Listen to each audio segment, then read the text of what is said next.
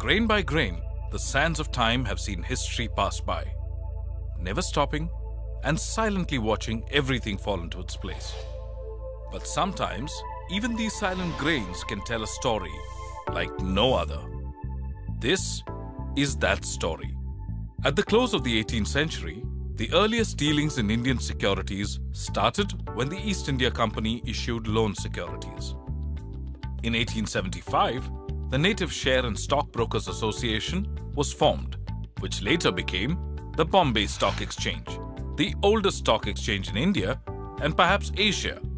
Soon, many more stock exchanges came up across the country, and with them came the need for legislative measures to control the markets. So the year 1956 saw three landmark legislations: the Securities Contracts Regulation Act, the Companies Act, the Capital Issues Control Act. And in 1964, UTI's birth laid the foundation for the mutual fund industry in India. Till the 1980s, the market was reasonably vibrant, but it also suffered many shortcomings like lack of competition, lack of transparency, information asymmetry, inadequate investor protection, and long settlement cycles. That's why, in his 1988 budget speech, the then Prime Minister, Sri Rajiv Gandhi announced, for a healthy growth of capital markets, investors' rights must be fully protected. Government has decided to set up a separate board for the regulation and orderly functioning of stock exchange and the securities industry. Thus, SEBI was born. Soon after, waves of economic reforms swept through the early 1990s and opened up the country to the world.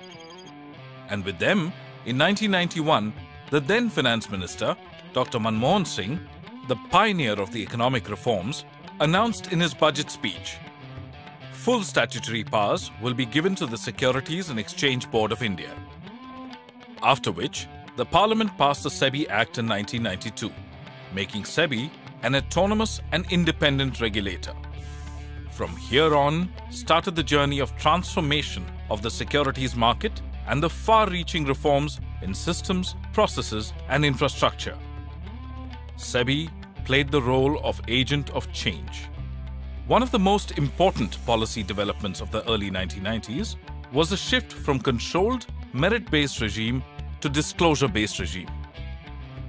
Repeal of Capital Issues Control Act and issue of disclosure guidelines facilitated issuances not only by established groups but also by enterprises promoted by professionals and first-generation entrepreneurs with low capital and bright ideas in IT, biotech, pharmaceuticals, and many more sectors. The launch of screen-based trading was another major milestone for a market where people traded secretly under a handkerchief, of course, a century earlier, and later through an open outcry system. The screen-based trading brought remarkable improvement in transparency and efficiency of the trading system and paved the way for nationwide trading. A fully automated, demutualized electronic and order-driven exchange, the NSE, was set up. It brought in competition and sped up the process of development and reforms. Another major reform, dematerialization of securities, rid investors of paperwork, bad delivery, frauds, and damage of physical securities and made the settlement mechanism more efficient and transparent. Mutual fund regulations were introduced to develop the mutual fund industry, which was vital for mobilizing retail savings. Today, India has 52 mutual funds with an asset under management of 7 lakh crore rupees across 700 cities. The regulatory mechanism put in place for foreign institutional investors led to the inflow of foreign capital in the last 2 decades with 1,767 FIIs and a cumulative net investment of over $170 billion. The system of Badla was abolished and derivative products were introduced to provide a good hedging mechanism. The reduction of the settlement cycle to T+2 and margining greatly improved the risk management framework. Takeover regulations were introduced to help corporate restructuring. and to protect small investors. SEBI, to keep vigil over the markets, has installed one of the most advanced and real-time surveillance systems in the world. SEBI believes that an educated investor is a protected investor.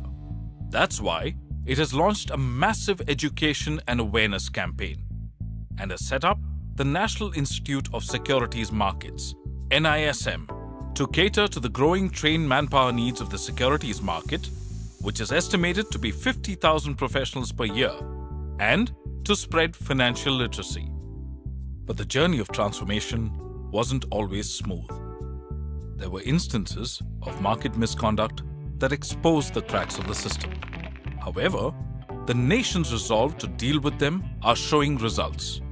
And with all the reforms over the last 25 years, the Indian securities market has emerged as one of the best markets in terms of systems, processes, infrastructure, and enforcement, as acknowledged by Sri P. Chidambaram, the Finance Minister of India, in his budget speech this year. I believe that India's capital market is among the best regulated markets. This year is SEBI's Silver Jubilee year, and I offer the regulator our congratulations. The journey is, however, unfinished. We have a long way to go. The task ahead is to bring the fruits of economic development to every household in the country. So while here ends the story told by the sands, the journey still continues.